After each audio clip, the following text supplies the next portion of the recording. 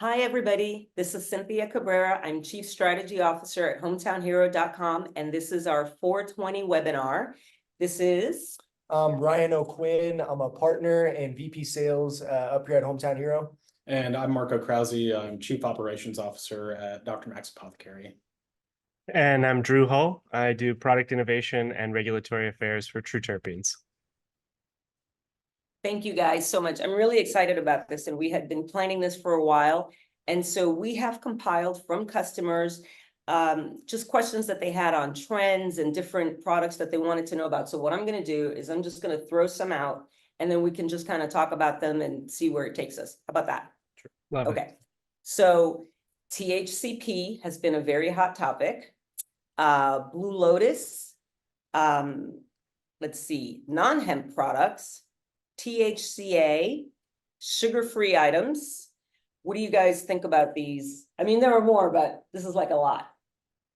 I mean, the sugar-free one's always interesting for us just because we're a gummy manufacturer, right? And so it makes it really hard to tell people, yeah, we'll look at it, but then we go back and tell them, when you're talking about humectants like corn syrup and other things in there, you can't really get rid of the sugar entirely. And so giving you a sugar-free option, typically it's easier to steer people in another direction than I guess, kind of like a candy, just because it's hard to get them done correctly. Right. Yeah. And I guess terpenes are also like a really big thing. You can't open any article without seeing something about terpenes. Drew, what do you see with terpenes? Well, especially on the edibles side, we're seeing what we'll call them active ingredients. So not just terpenes, but the range of volatile organic compounds that complement cannabis naturally in the plant are being re-added to a range of different edible products, in theory to increase some of their functional effects, but also to complement from a flavor and sensory standpoint the base actives in that gummy, whether they be cannabinoids or something else.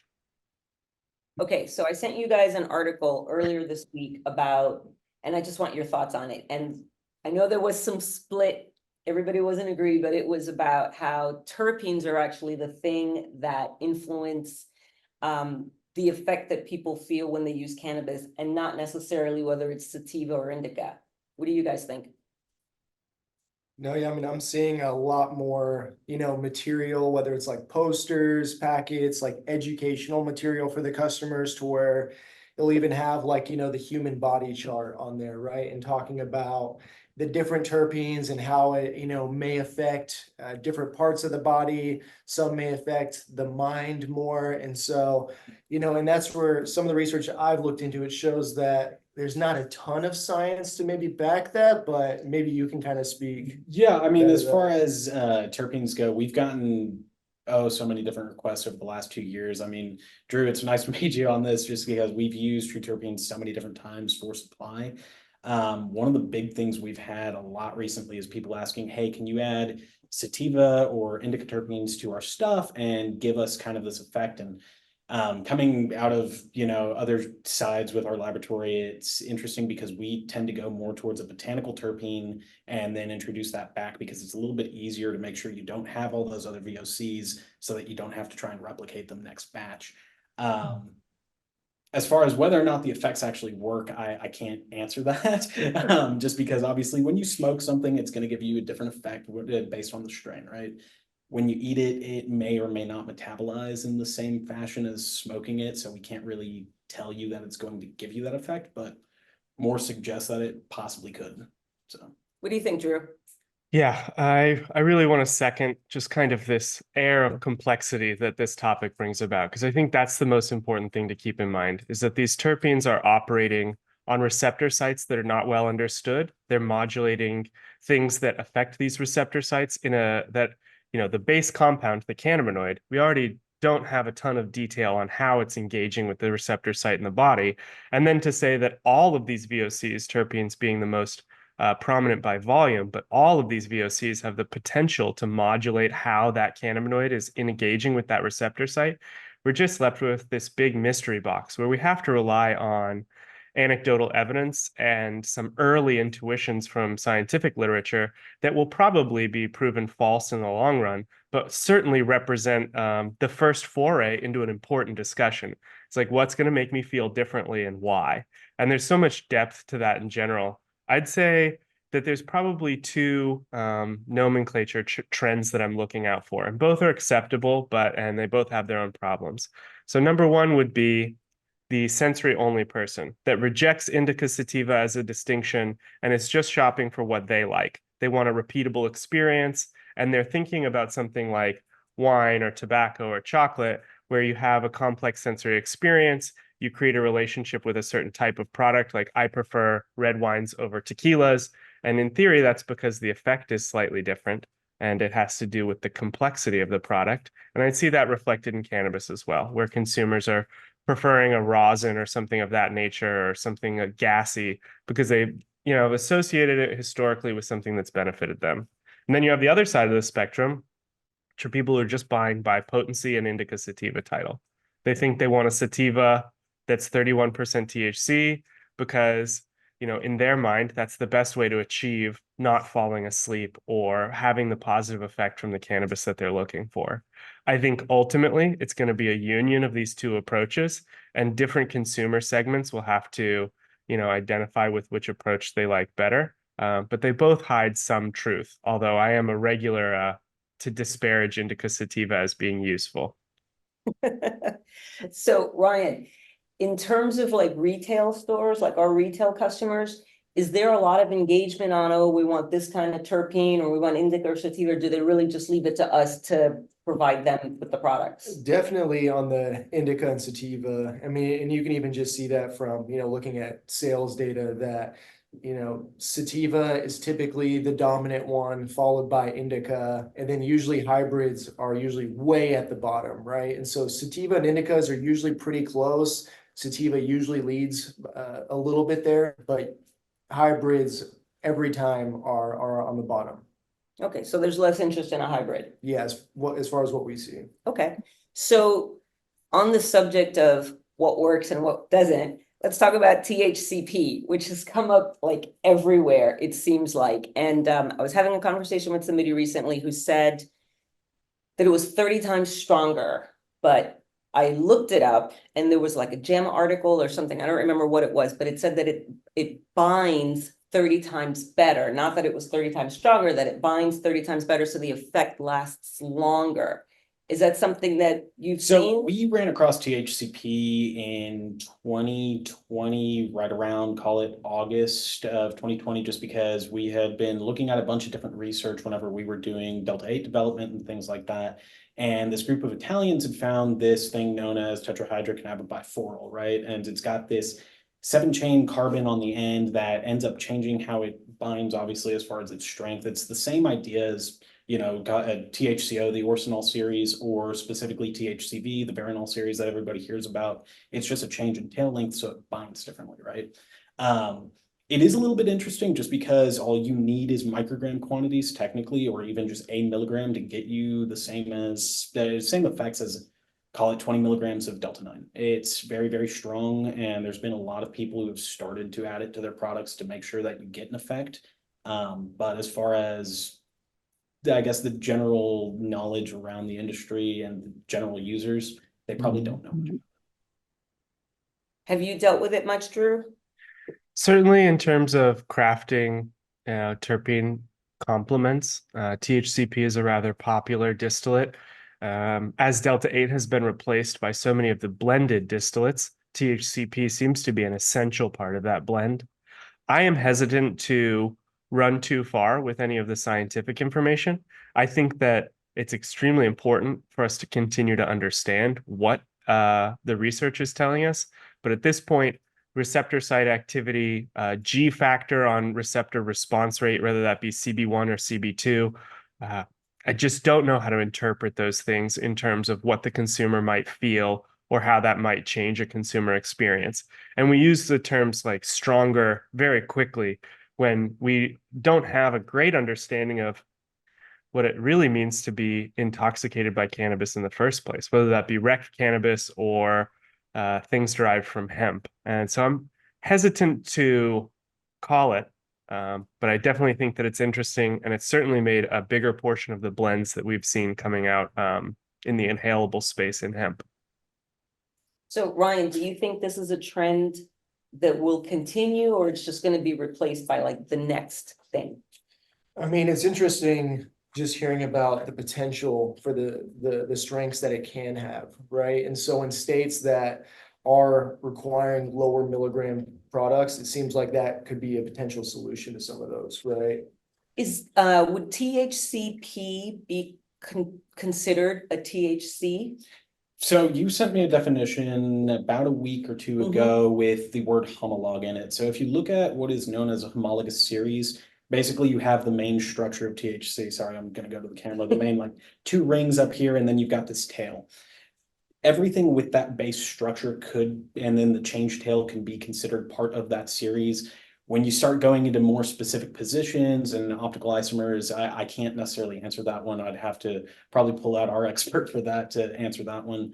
But they are considered THCs. I mean, THCP, THCO. When I say O, I mean the orsanol series, the single carbon, not the acetylated version. THCV, and then all the other ones, THCH, THCJD. They're just changed tail lengths, if that makes sense. So I'm not gonna mention which state, but we did talk to a regulator in a particular state and asked them, they have a total THC limit, and asked them if THCP was included in the total THC. And they said no, because it was a P, which I found super interesting. I don't know where they got that or whatever, but I mean, you could open up a market and then have the market shut down because they decide that it does. Yeah, it happens to, include that. Yeah. No, I mean, it's the way I like to describe it is with all of the various regulations when it comes to conversions and everything, it gets really, really murky, but the THC for the most part, I think everybody understands. It's the standard one out there. Any weird little variation means that it's not the same thing, but you know, for those who don't understand it, it's a little hard to explain. There's an opportunity there. That's where it's like, I haven't even really seen a THCP only product, right? To where it's totally isolated, at least on my Yeah, own side, right. right? And so every product to where I've had THCP, it's always alongside Delta 8, HHC. The blends that Drew was I think the Exactly. closest one we've seen, and it was a lab sample submitted not that long ago, it was just the whatever you want to call them, the adaptogenic mushroom blends, and then 2 milligrams of THCP. That's all that they had present. So it was a mushroom product that had THCP? Candy with THCP, and it was very weird because we weren't sure that we were actually going to find it, and obviously it's really hard to test for certain types of mushrooms, so it became fun trying to work with that, but it was the only product I've ever seen that is just THCP. Did it taste good? I didn't try it. Oh. Okay, well, okay, so on the subject of taste, one of the trends that has come up, and we've had calls to customer service about it and that kind of thing, is drinks. So the drink category seems to be exploding. And Drew, I was in Vegas, I don't know, a few weeks ago, and I went to a hemp drinks party or cannabis drinks party. And they had a lot of terpenes there that you could try just by themselves, but then you could also try like the drinks or whatever. What are you seeing in terms of like the hemp drinks? Yeah. It's certainly a trending space and a big opportunity for us. About 2 years ago, we started to see people experimenting with adding terpenes to not just hemp beverages, but even things like hard liquor and other spirits and beverages. And that's just continued to grow. So cocktails, mocktails do really well with terpenes, where you're adding, you know, a subtle and interesting, either herbaceous or gassy or very cannabis forward. You get a lot of control when we're talking about a terpene additive. So for the cocktail and mocktail crowd, that goes very well. And then I think for the cannabis beverages, whether they be in the hemp space or recreational cannabis, terpenes is a functional ingredient. It just makes sense to continue to complement cannabinoids with the VOCs that are found in the plant that complement cannabinoids. So a lot of consumers are a lot of producers are experimenting with those products, and consumers seem to be responding well, identifying certain favorite flavor combinations like a lemon haze beverage, etc. So Marco, I read an article this morning that said that 2/3 of the 2/3 of the cannabis beverages on the market tested 20% off in either direction. So it's not just the beverages. Unfortunately, there are so many issues when it comes to laboratory data and actually getting these different things tested, because what you find in the market is you go search for just a general potency test, right? And you're going to submit it based on its price that the lab sends back to you. But what the lab hasn't told you is that is these different things known as matrices. So you've got a gummy matrix, which is primarily sugars, and let's use gelatin, for example, there, sugar and gelatin, where they're going to basically hold on to your actives, and then they have to figure out how to get your actives back out of that. You've got chocolate, which is an entirely different structure. You've got liquids, which are another matrix. And so it just gets extremely complex when you start talking about the testing. And so with that, obviously, laboratories have their own variability within their data, and it becomes a lot of fun trying to figure it all out. But with the beverages specifically, it gets a little funny because most of the metal cans have these things known as enteric liners. Those liners occasionally will hold on to different cannabinoids and will pull it out of solution, even though they are quote unquote nano-emulsified and all this, they still have a stability. So Wow, so they start out as something and then they sit in the can sit in and the can and they will degrade over time. I mean, there's a reason that you've got best by dates on every product that's released for the most part. Yeah. Second that with terpenes as well. There's a lot of considerations with product formulation for the packaging, and it's not as straightforward from the drinks industry. You have to account for the bespoke ingredients that are specific to cannabis.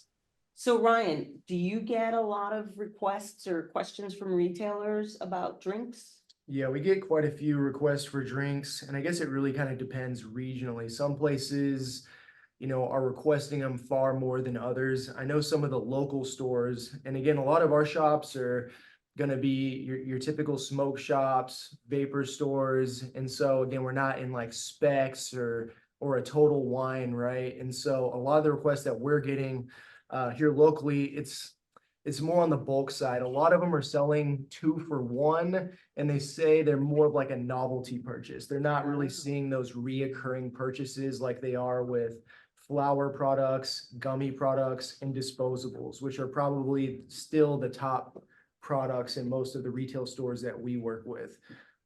One of the things that we are looking at is possibly like the drink infusers or the enhancers. And that way it's just much easier from like a fulfillment or logistics standpoint. Just added to I was going to say, it's interesting. The drink additives have been around for a while, except they've never really been a huge thing because, well, the nano doesn't work. It fell out of solution, or, it's CBD. I don't want it. It's not going to do anything to me. And so there's a lot of questions as far as why, or in my mind, as far as why it didn't boom faster. Just because I think the trend started with Minnesota is what I've heard as far as where the drinks really all started moving. And then now, yeah, you're right. I've seen them in tons of local shops here in Austin for sure. And haven't really talked much about the sales trends, but that doesn't surprise me. Yeah, even like did a trip to Houston, and there was a few breweries out there as well. They had, their alcoholic side of the board, and then they had the non-alcoholic side. And on the non-alcoholic side, they had like 2 drinks there available, and both of them were 2 different types of like Delta 8 ranch waters, which I thought was pretty interesting because I've never seen that anywhere else I've gone to. I think so, like hemp product or hemp beverages, and also maybe like kava are good alcohol alternatives. I know dry January, everybody, like I couldn't turn on Instagram without seeing stuff about kava. It's interesting that we talk about that. I'm trying to remember the name, just because whenever I was looking at one of the beverage shelves in, trying to think of the name, I think it's Austin Night Market or something like that. They're a local group here who has like 10 different beverage options, but one of them marketed no cannabis, no alcohol, and it was kava and it was something else. I want to say they added guarana. No, there was no kratom in it. I did check for that. They didn't have any kratom, but they had a bunch of different just natural products that they were saying it makes you feel, but it's got no cannabis, no alcohol. So it was kind of a big marketing point, I guess. Yeah, I mean, there are people who don't want alcohol. And it's so funny when you think about it. I mean, we have an endocannabinoid system. We don't have an alcohol system, right? So it makes, Depending on who you are. Depending on who you are. But it is interesting that people will take the buzz or the relaxation that comes from a cannabis or a hemp drink versus not wanting to get it from alcohol, which is, and I think beer sales are down right? Yeah, from what I've heard, yeah, the alcoholic sales are down and non-alcoholic beverages are going up. Drew, are you seeing more beverage collaborations on your side? Tons more. And I think that the seeds of these things started a few years ago when, broad experimentation. But I think that there's a regulatory pressure and a consumer pressure to create more beverages. I love the call out for Minnesota earlier. We're certainly seeing beverages take over that market. I think that's created by some regulatory restrictions. But as you're mentioning, consumers are gravitating toward beverages, not in the same use pattern that they would a vape pen or a joint or even an edible, but as a socializing material, a replacement for alcohol. And I think for new users, the beverage format is just approachable because a single beverage feels like an appropriate dosage. And they're not as worried because they had that experience with alcohol where they feel comfortable consuming a beverage to change mind state. I think that I'd love to bring up historically how important cannabis beverage has been to traditional cannabis culture. So Bahang Lassi in North India was one of the early formats that cannabis was consumed in. And there's a lot of historical evidence to suggest that drinking cannabis as a beverage was one of the most prominent uses for it in its early history. Obviously, the records are pretty muddled and it's not exactly known usage rates in different societies, especially historically. But Bahang Lassi, as well as just cannabis beverage in general, has always been an essential part of its consumption pattern. And I think that alone is a testament to how big of a role it will play in the future. That there is a spot for this to be filled, and that cannabis beverage will always be a big part of the equation. Well, there's a lot of pressure or a lot of discussion about serving size, right? Which is interesting. So if you compare, an 8 or 12-ounce can of whatever versus a gummy, and each of them is 5 milligrams or each is 10 milligrams, at a certain point, they're just not the same, right? So like, what is the right serving size? Like, how many milligrams is right for a beverage? It's interesting you asked that. When we first started off in the CBD space, everybody was selling 25 milligram gummies all the way up to, I think the most I had seen in 2019 was about 150 milligrams in a gummy. And it was this huge piece. So it was all CBD? And it was all CBD. And so then we started going towards Delta 8, right? And where you've got a little bit more restriction because of the Delta 9 concentrations in Delta 8. So you have to make sure you don't go over weight limits. But people always wanted a little more candy and a little less dosage. And so it was always really, really hard to find the balance there because obviously, depending on the size of the operation, you've got economies of scale to deal with, and you have to figure out, okay, if I'm a vendor and I'm buying, only 1,000 gummies at a time, there's no way I'm going to get my price down. But if I'm buying 100,000 and I'm able to actually sell them, do I want a high dose version? Do I want a low dose? Because everybody in the market obviously has a different tolerance. And so it's been very interesting watching people do their formulations and companies release different products. What I've seen a lot of with the beverages specifically is like a 5 milligram or 10 milligram dose. Part of that also is because of what you can keep in solution. But in a gummy product, it gets really weird because obviously Delta 9, you have to have all the weight restrictions when it comes to the hemp side. And so you get these giant pieces of candy for the equivalent amount of dosage. Meanwhile, for Delta 8 or any of the other cannabinoids, it's not the case. You can throw as much as you want in there almost and put it in a tiny little piece, which now means I didn't really get my candy fix. I don't feel satisfied with my experience. Maybe I will in 2 hours, maybe I will in 30 minutes, but my immediate taste, it's not what I wanted. So kind of like on that note, what do you guys think about the term microdosing? And I'm guessing like for hemp, microdosing would be like 1 or 2 milligrams. I mean, is that a trend that you think is going to catch on, Drew? I hope so. I think that the spectrum of potency should include everything from below 1 milligram up to a very high end as well, which we can What's talk your about in high a end? second. You're- Certain consumer segments for certain product types should be allowed very, very high amounts of cannabinoids. So several thousand milligrams, cannabinoids measured by the gram even. but that's a really specific subset of the community. And it's not, I don't want people to think that it's similar to like Everclear in the alcohol segment. We're not talking about something that's designed purposefully for the sake of murder or whatever Everclear is for. But let's take like a community of people who are using cannabis to deal with like Crohn's or intestinal ingestion problems. They're taking very, very high doses of cannabinoids in order to feel the relief that they're looking for, and they're not taking them orally. They'll do them as a suppository or something of that nature. So uptake mechanism and dosage are intimately tied to each other. On the counterpoint, the 1 milligram edibles that I've seen in the market have gotten real consumer traction. That these very, very small dosages are good for people who don't have a ton of tolerance for this, who might have a very sensitive endocannabinoid system or just be very sensitive to cannabinoids in general.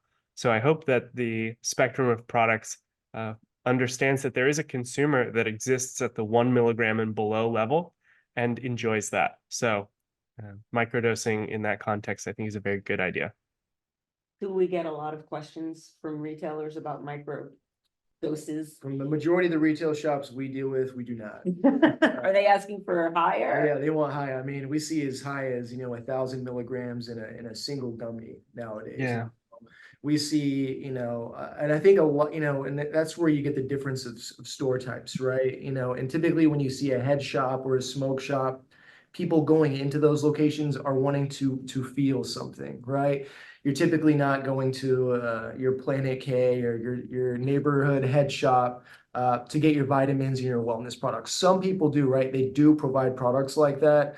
But the majority of the customers going in there are wanting to experience something and feel something.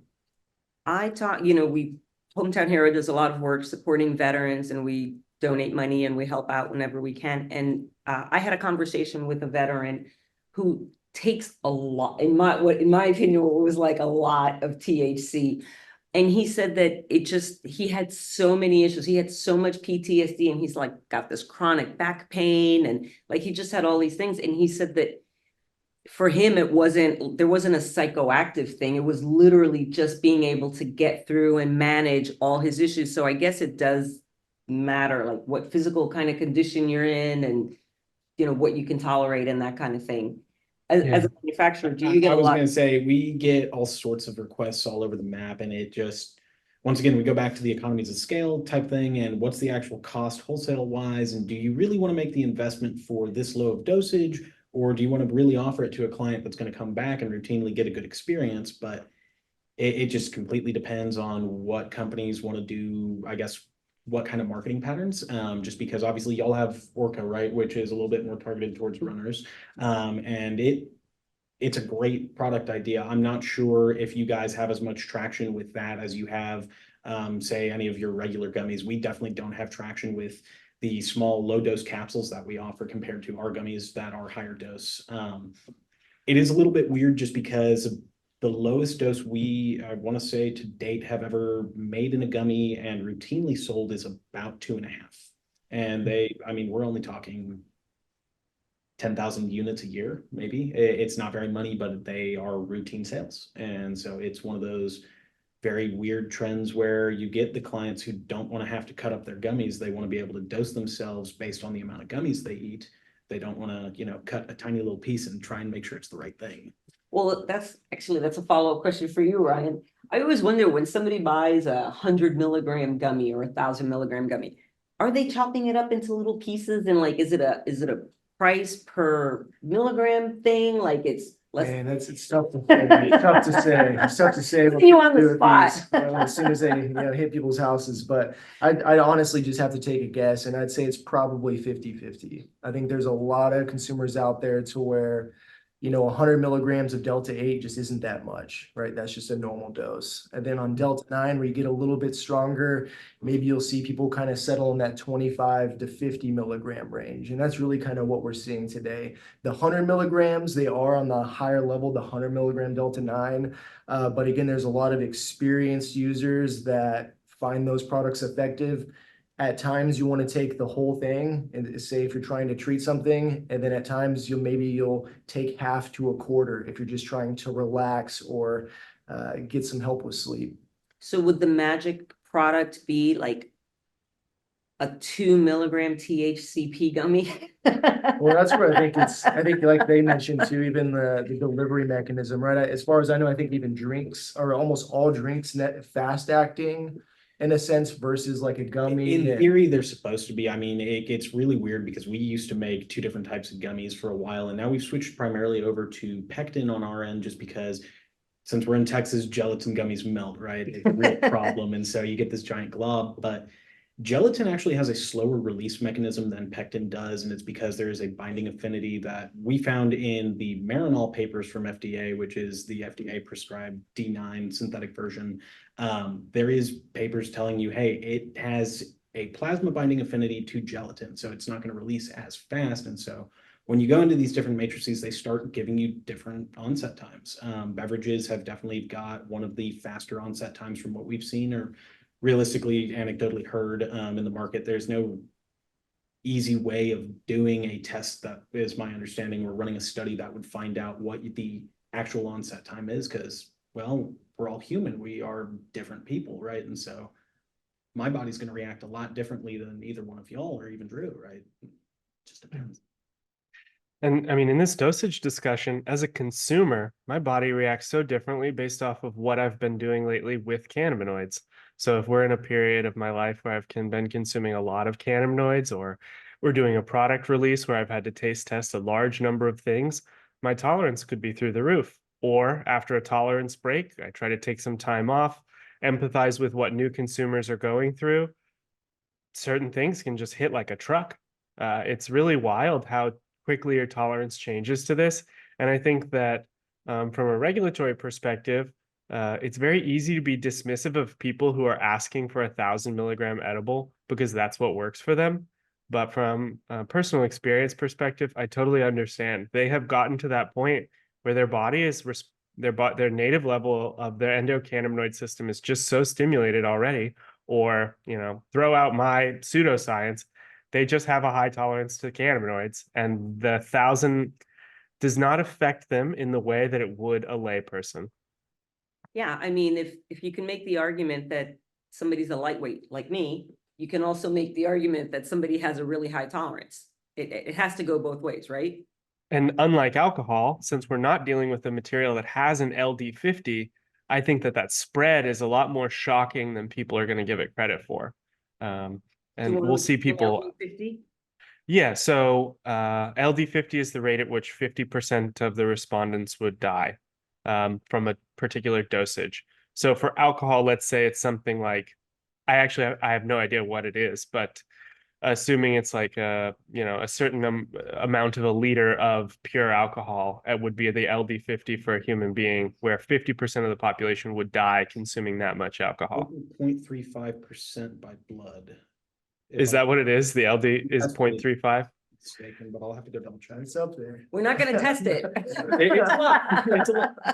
But with cannabis, when we don't have that LD50 and we really don't understand exactly how much the liver or lungs or bloodstream could peak out at in terms of having processing amount, or how much could be in the body even before it starts just hitting different organ groups or not being absorbed.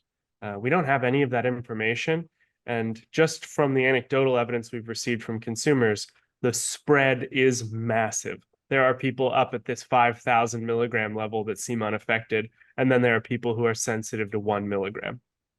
Yeah, I mean, I've even heard of people feeling, getting high off of CBD, right? Yeah, absolutely. Yeah, well, the psychoactive effect, I mean, aspirin is psychoactive, right? I mean, technically anything that alters your mental state is, but it's a major situation where you have to start to separate out psychoactive, psychotropic, psychedelic. I mean, obviously this has been a discussion for a while now, but when it comes to some of these different products, I mean, you also have to take a look at the quality of what you're buying and where it's coming from, because obviously if it's a really old product that is past its expiry date, there's a chance that you're ingesting something you have no clue what it is, right? And then obviously, as he's saying, our unfortunately, our internal medicine in general is not good enough to tell you what exactly these cannabinoids are doing. And so it's really hard to find a half-life like most pharmaceuticals actually know, because they've gone through years and years of study to try and attempt to find it. But there's no guarantee that cannabis is going to have anything like that, because his plant's different than the one I'm growing down here. Yeah. And then the gummy he made with the same exact stuff, it's a different matrix than the one that I've got. And so we have a lack of standardization in the industry overall, and it's potentially a problem, potentially not. I mean, it's gotten better over the last 2 years, I can tell you that much. It used to be a lot worse. Well, you mentioned psychoactive, psychotropic, psychedelic. Where are you with like trends in non-hemp or non-cannabis products? So, you know, it's interesting you asked that, just because we were talking about kava not that long ago. Kava, it's got this set of active ingredients known as kavalactones, and they are basically these alkaloid compounds that give you a feeling. It's the same thing that kratom has. It's not cannabis. They've got mitragena alkaloids. Those mitragena alkaloids specifically give you all sorts of different effects. Some of them act like opiates, some of them don't. We can go as far as talking about Kana or Kanna, which has mesembrine alkaloids, and once again, another class of stuff that they are potentially psychotropic if they get you quote unquote high. They are most definitely psychoactive if they're changing your perception for things, or if they're giving you any sort of effect. Psychedelic, obviously, there is kind of a defined term for seeing images and everything, but there's not enough research on some of these things to actually know what those, I guess, numbers would be for the dosage to get to those points. And would you include mushrooms in there? Oh, most definitely. I mean, you've got Any kind of mushroom? basically any natural product is in theory going to have active ingredients. I mean, obviously we can consider terpenes and volatile or organic compounds to be those actives. And so you have to start taking a look at all of these individual things, because when you talk about synergism between different compounds, obviously it's going to be even harder to study two things at once than it is to study them individually. And so we're talking about an extremely, extremely complex set of stuff that's been thrown at us basically to be in an open market. Do we get a lot of questions about non-hemp products? Yeah, we do. I mean, kava is one of the ones that we added on outside of hemp that we actually saw kind of stick with our customers. The Amanita, it seemed more kind of like a flash in the pan there for a bit. It did well. I mean, we still have some consistent customers with those products, but kava seemed to have a much greater effect and interest amongst the customers that we were selling to. Another interesting thing that has come up is request for Blue Lotus only vapes. And that just has to do with, we're starting to get a new set of customers that are looking for alternatives that would allow them to pass a drug test, to where any of the hemp products, cannabis products, just don't offer that. And so the Blue Lotus is something to where there's a subtle effect, and with no THC in those devices, you could essentially use those to maybe find some relaxation and pass a drug test. So what is Blue Lotus? It's a plant. It's a plant. I honestly don't know enough information as far as its actives to tell you what they are, but it's been, I mean, Blue Lotus has been used for nearly 30 or 40 years is my understanding, and people have used it recreationally as far as adding it to different things to smoke with, or simply making tinctures out of, and it gives you this nice little euphoric effect. But obviously everybody's different, so trying to figure out, does this one actually work for me? Is this the correct dosage? Has been, once again, one of those things that there's a lack of research, and it's hard to tell you what exactly that number is. Yeah. So. Drew, have you dealt with Blue Lotus at all? We designed a couple of flavors to work complementary to it, but in terms of personal experience, very limited. And that's something coming from you, so you're a research guy. I try to have a good understanding of all the vape and edible landscape that we've serviced for through terpene products. So definitely have been around that block a few times. I will say on the kava, and I think you made it, your lab made it, but I tried kava, and it was like, the effect was like having a drink. The chocolate, yes. It was like having, I mean, I felt like I had just had a couple of cocktails. I left the office and I felt great. And then I I got into an argument with my sister and I started crying. I got like like I had been drinking. I'm like, what is going Well, see, on? and it's interesting that you talk about that one because my company acts radically different than most other companies. We pretty much standardize on active ingredients and make sure that what we're giving you comes from what's known as ORS grade, organic reagent grade stuff. And basically it can be solvents, reagent chemicals like your mushrooms that you're adding to gummies, pectin, sugar, anything that is over a certain threshold, we start to use and have to have incoming material screens for. We like to make sure that we're giving you that same thing over and over. And so with those chocolates, what we gave you was actually kava lactones and not kava. So it's more of an extract rather than just the plant itself. And, it's an interesting thing kind of relating that back to hemp because there's groups that will throw the whole plant in for you and you get a radically different set of compounds than groups that work with purely distillates and terpene distillates. So Is there a case to be made for one over another? I'm not sure that you can make more of a case aside from one is going to be quote unquote more reproducible than the other. But everybody seems to have their own reasoning for why they use stuff. I mean, if you want to stay more of a all natural type person, then you may not want to use a synthetically made version or one that's been distilled over and over to get a certain purity and then be reintroduced. It just depends on who you are because obviously that's where the entire argument of live rosin comes from. Yeah. So did you want to say something? I do. I have a bit of a soapbox on this issue I'd like to.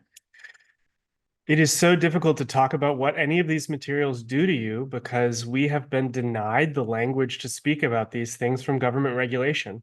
The war on drugs has created a reductive mentality about the consumption of substances that has created an exceptional identity for nicotine, alcohol, caffeine, and sugar, while putting anything in a different category into this vague amalgamous drug understanding.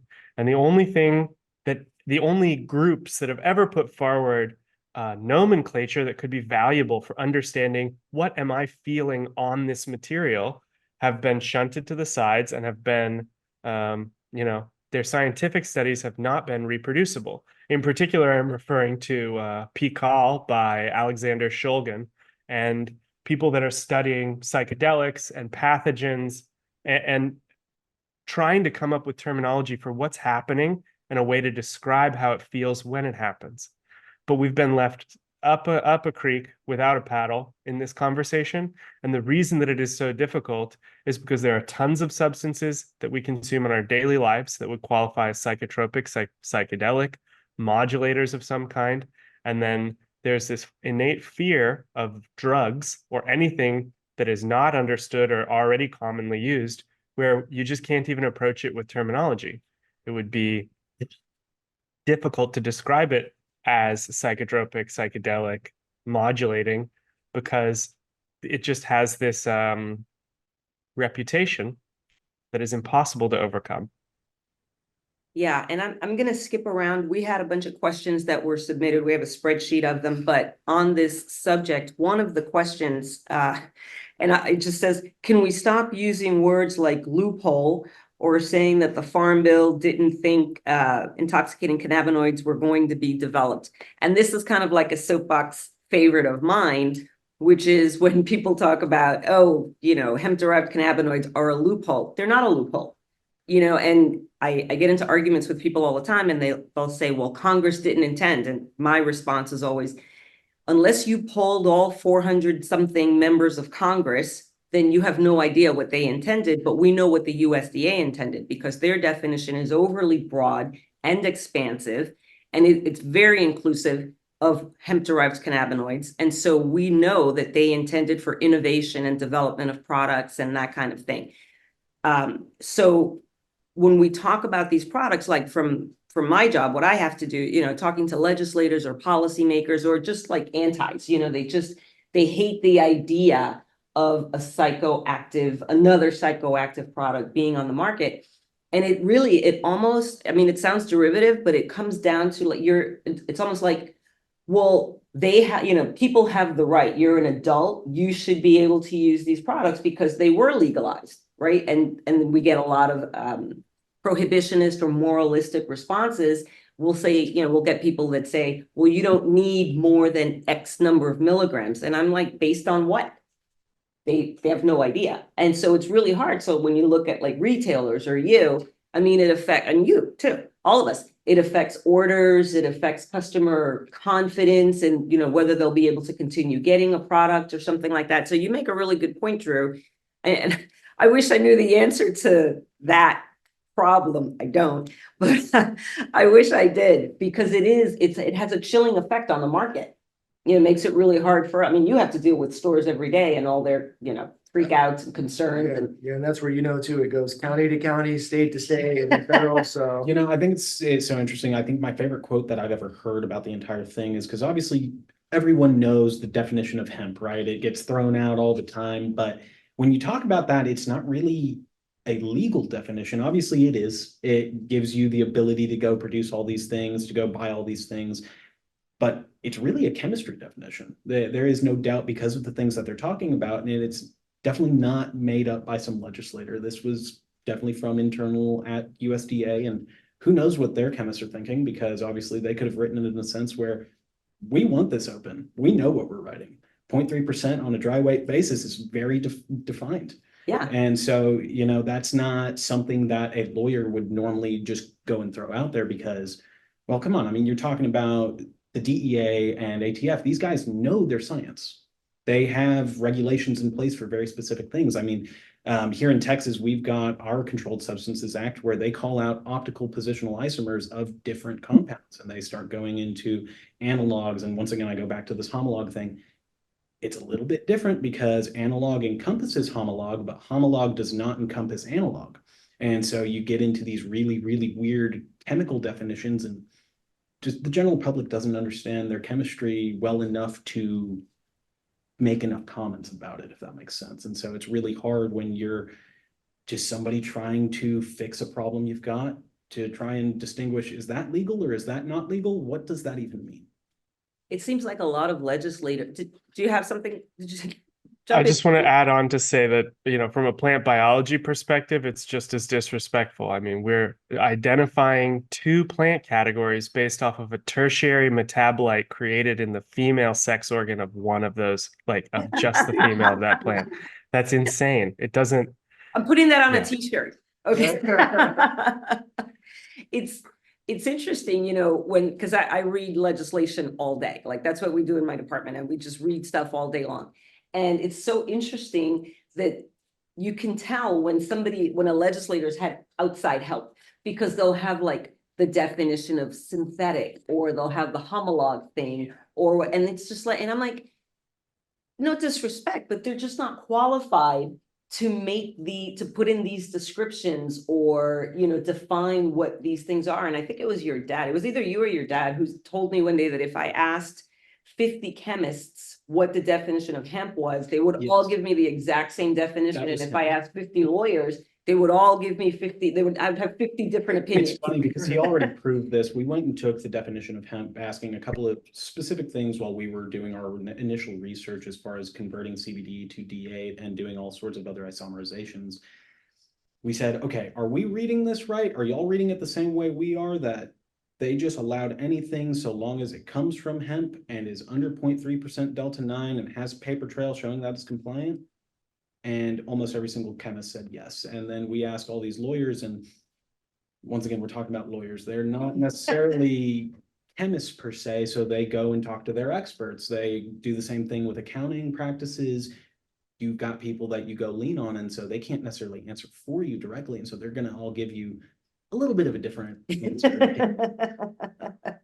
Yeah, it's a super interesting, well, I was gonna say it's a super interesting dynamic, but actually it's a super frustrating dynamic, because we're trying to approach these things from a reasonable and rational perspective, whereas other folks are, you know, they've been, whoever it is that's lobbying them to get rid of the products or prohibit the products or limit the products. I mean, I talked to a legislator yesterday afternoon who wants to do single gummy wrapping. And I was like, well, what is the objective? And he's like, well, it just seems like a good idea. And I'm like, but why?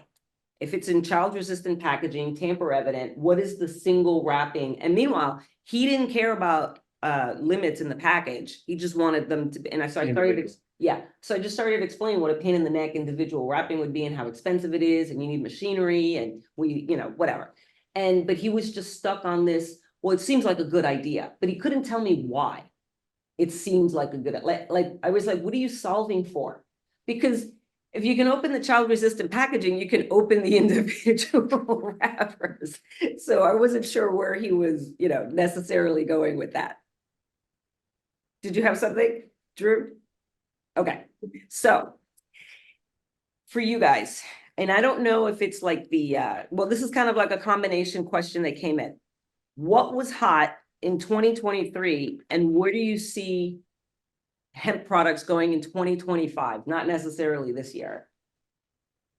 What do you guys think? I'll let them answer first. I'm happy to kick this one off.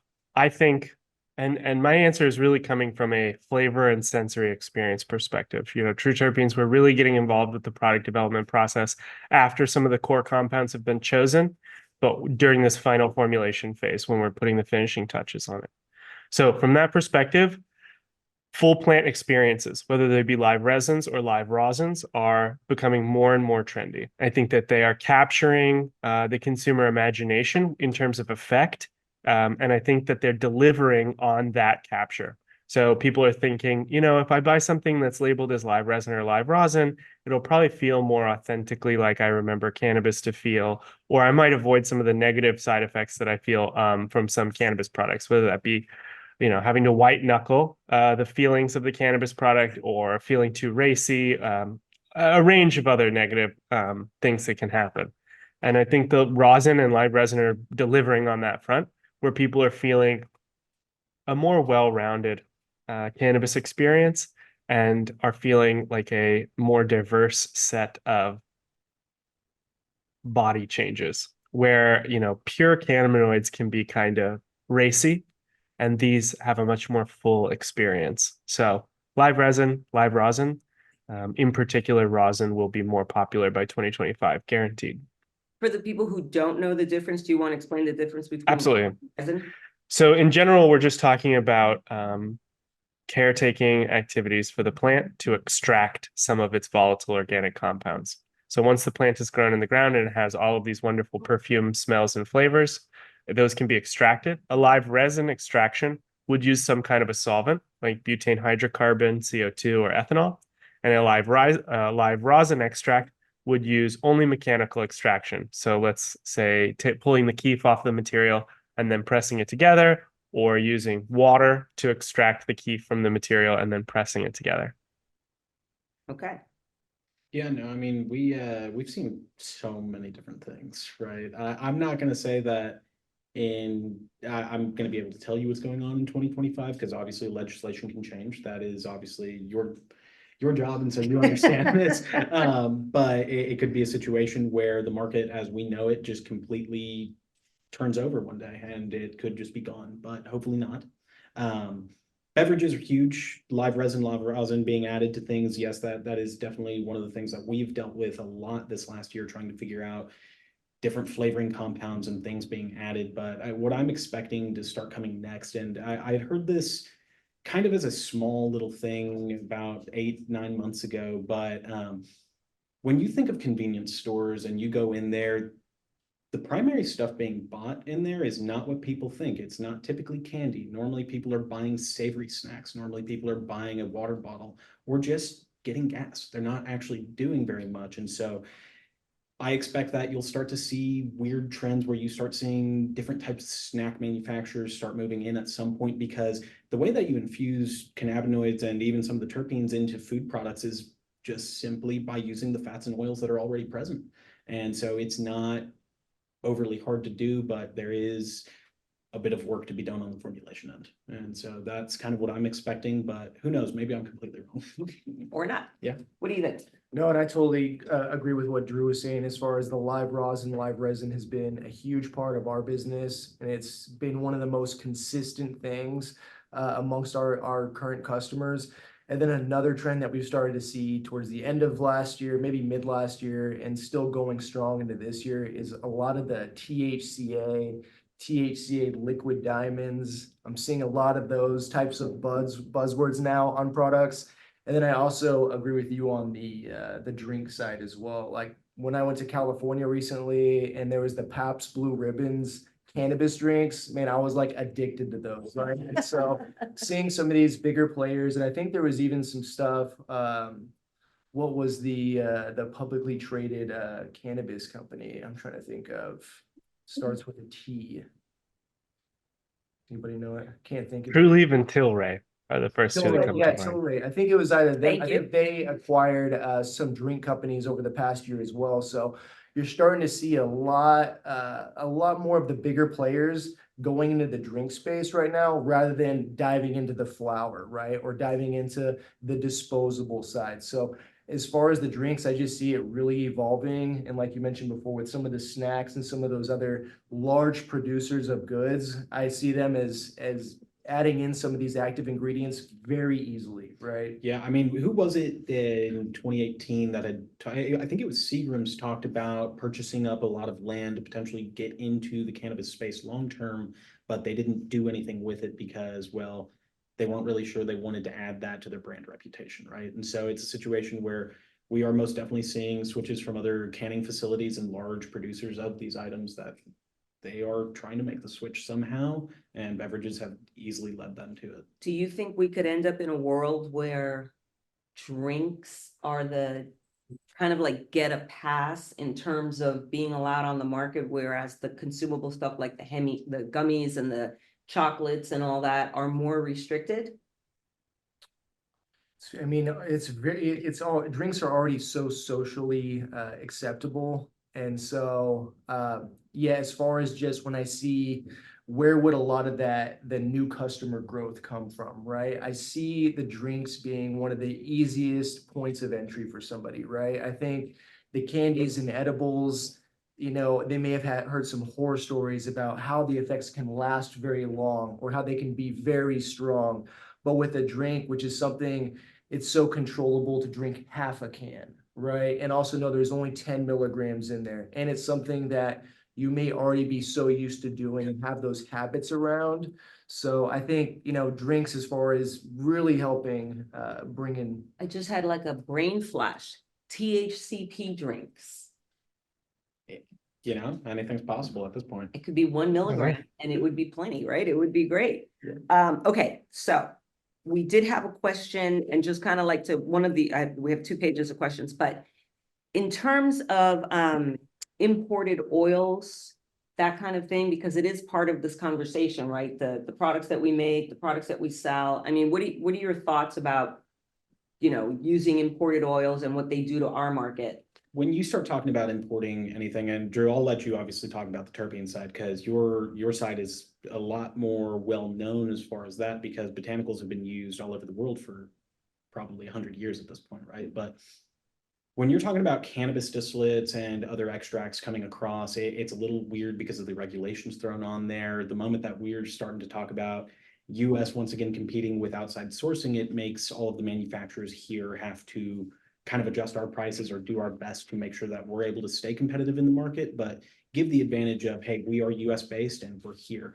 As far as just in general with any of the importation for some of these ingredients, I mean, it gets a little bit murky, and obviously you've got groups like FDA and others that do oversee the incoming materials that are coming in, right? But I'll go into the Kratom side real quick. Kratom used to have all sorts of delays because shipments would get stopped at ports.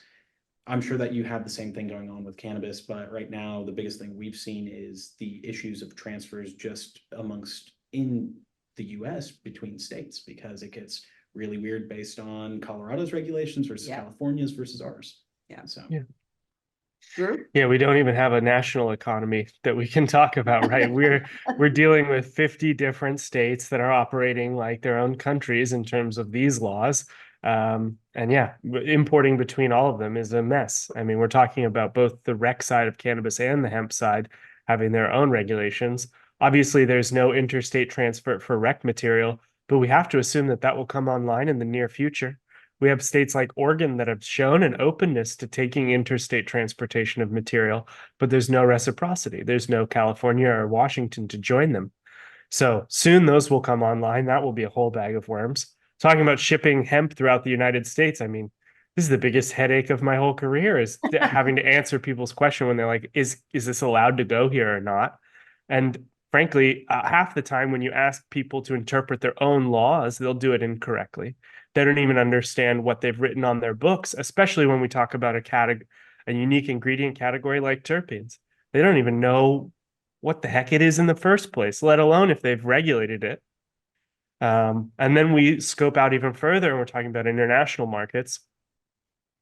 Europe is a mess for hemp because every single place has a different cannabinoid limitation, some down as low as 0.1, some at 0.2, some in parity with the US at 0.3, different testing requirements as well. And then there's just a range of different countries, whether it be Japan or Australia, that completely limit the import, even though they have a local economy that's consuming these materials. So you have to assume that these materials are being imported, probably through their permitted programs. In the case of Japan, just not filling out that paperwork correctly, I'm guessing, because it doesn't seem like they should be allowed to get those products in, but they are. So you get down to this balance between regulation and enforcement, which in an international context is even more complex to interpret. And then for every country that has legalized cannabis, not one of them has published a regulatory stack to go along with it. So of course, there's no way to address the international trade of those materials. I would hope that in the long run, that we're talking about an international cannabis market far into the future that will endure, because we are all wine enthusiasts without any access to Bordeaux. We are all cannabis enthusiasts with no hope of engaging Morocco, Afghanistan, or Colombia in the next 5 years. And that just makes me really sad. It is sad. I have a question for you. So somebody asked about our trend. We've got like 1-to-1 ratios, CBD, THC. Do you see that continuing further into the future? Or are people requesting that? What's the benefit of a 1-to-1 ratio? No, definitely. Yeah. And it was honestly something that we really started off with rather than kind of growing into that category, right? Our original Delta 9 products were paired with CBD. And so that was just something we felt, early on, that just strictly THC products right out the gates, also in the state of Texas, appeared a little bit irresponsible. And so pairing it with some wellness aspects like CBD just helps not only put it in a different light, but then also there's the whole thing of the entourage effect, right? That you'll read about online.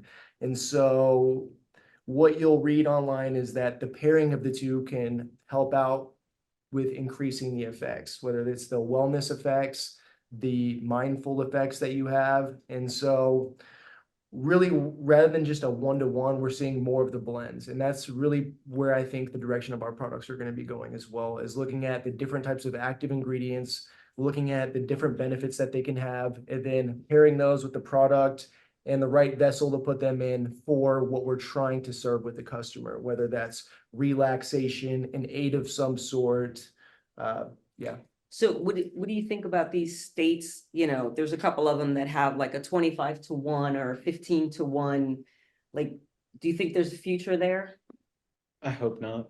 I hope they don't manage to get that passed, just because there are so many users who want to learn about the different types of experiences they can have. And so, we go back to more of a whole plant look where you've got everything that the plant has to offer. And then you look at us where we're going to offer you one of each. And guess what? You should go blend those, because when you start taking them together, like we're saying, they have different effects, but you have to I personally believe that as an individual, you have to be able to have the ability to even do so as far as your own research, your own experimentation, to make sure that you get what you're looking for. And if you start having limitations of 15-to-1 or 25-to-1 in CBD and THC, it's not going to allow you to do that, because we haven't even touched on CBN. There are tons of people who use a quote unquote non-intoxicating, non-psychotropic cannabinoid for sleep, and it's not CBD and it's not THC either. Yeah, I think it also kind of goes back to what Drew mentioned before as well, as far as enforcement, right? So a state puts those laws into place, but really all you've done is put guardrails around really the B2B side, right? And then the retail shops within that state, because the online space, as everybody knows, it's almost impossible to regulate at times, right? As soon as you close one of them down, 10 more of them pop up willing to ship into that state, foregoing any of the taxes that the state's requiring, foregoing any of the milligram limits. And so when I do see that, I see it as really just hurting the consumers and the people in the state, and the consumers will then be almost forced to look at alternatives and then going to purchase online, essentially illegally within their state. So pretty much every state that has like a total THC cap is doing a disservice to the citizens in that state. In theory, depending on who you are, yeah. Yeah, so there could be a wide swath of people who are not getting the benefit that they could be getting. Yeah, then the state will also lose that tax revenue to businesses outside the state that are willing to serve online. Oh, the black market discussion will be our next webinar, because that, we could go all day with that. Yeah. It's Okay. pretty much like, So so we'll start with you, Drew. Any final thoughts about the future, or, trends that you would like to see, or anything like that? When I look back to the growth of this sector since 2016, when I started really diving into the product category here, it changes so much on a year-to-year basis that there's a lot to be optimistic about on a 5 and 10-year timeline. I think in particular, this space will continue to dive deeper and deeper into the core of what cannabis means as a community and as a product in its entirety. And there's a massive untapped history of cannabis and cannabis culture that we still have not even begun to explore. So, in 2016, we were dealing with 90% THC distillates that had one botanical terpene added back to them. And that was a good enough product for that consumer segment at that time. And the innovation has just gone up from there. More complex botanical profiles, things beyond terpenes within those botanical profiles, more complex cannabinoid profiles, whole plant extractions, whole plant terpene extractions, and the layers and layers just keep getting added on. And I think that the end point of this race is just this pure plant experience where the genetics of the plant can create a really beautiful set of chemicals and compounds that we just need to continue to explore. So my optimism for the next 5 years is that we will get closer to the heartwood of cannabis. Nice. Marco? For me, I think over the next couple of years, I'd just like to see people start to understand the terminology a little bit better, because I think that there is this huge, huge rift between the laboratories, the manufacturers, the retailers, where, we're all using the same words, right? But we're definitely not saying the same things, and we're not understanding each other. And so, obviously we can go into the regulatory side and talk about, let's all get on the same page there. That's not going to happen anytime soon. Let's be honest. But as far as when it comes to the manufacturing, when it comes to the testing, there are ways to kind of get everybody on the same page and, get to the point where we are essentially self-regulating rather than having to have somebody enforce or add new regulations for us, right? And so I think I would really just like to see more of a generalized understanding of how things are done, because I always go back to it when I'm talking to the lab and then we're looking at the manufacturing side. Everybody knows the words GMP, everybody knows potency,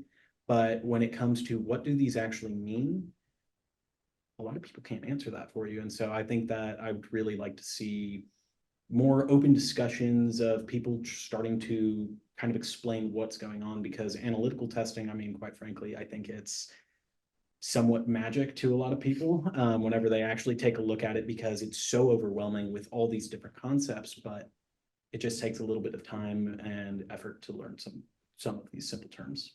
So no, yeah, well said. And yeah, for me, it's really just following exactly what you guys said, right? I think education is huge. And I think just what we're doing today, right? Meetings like this where people in the industry are collaborating and not just competing, right? We're sharing information. We're being transparent about what we're seeing. I think a lot more of that would do this industry, would really benefit it, right? And then I think another side of this is also the awareness that these products are available and that they're legal. Even when we do a lot of local events here in Austin, the number of customers or consumers out there that are totally unaware that hemp-derived THC products are legal, that they're available, shipped to your door. It's pretty crazy to me. As far as being in the industry, seeing a lot of the PR, seeing some of the big news stories, it's from my bubble, it seems like everybody is aware of this. But as soon as I'm outside of this, it's very clear. It's like 99% of people out there are still totally in the dark on that these products and that these products that have a lot of really good medicinal benefits to them don't even know that they have access to them. All right, well, I'm Cynthia Cabrera on behalf of Hometown Hero. I want to thank everybody who joined in. And of course, I want to thank Drew and Marco and Ryan. And we hope that you will tune in for our next webinar, whenever that is. And thanks again. Thanks for being our customers and thanks for all the support. Thank you, Cynthia. Thanks, Drew. Thanks, guys.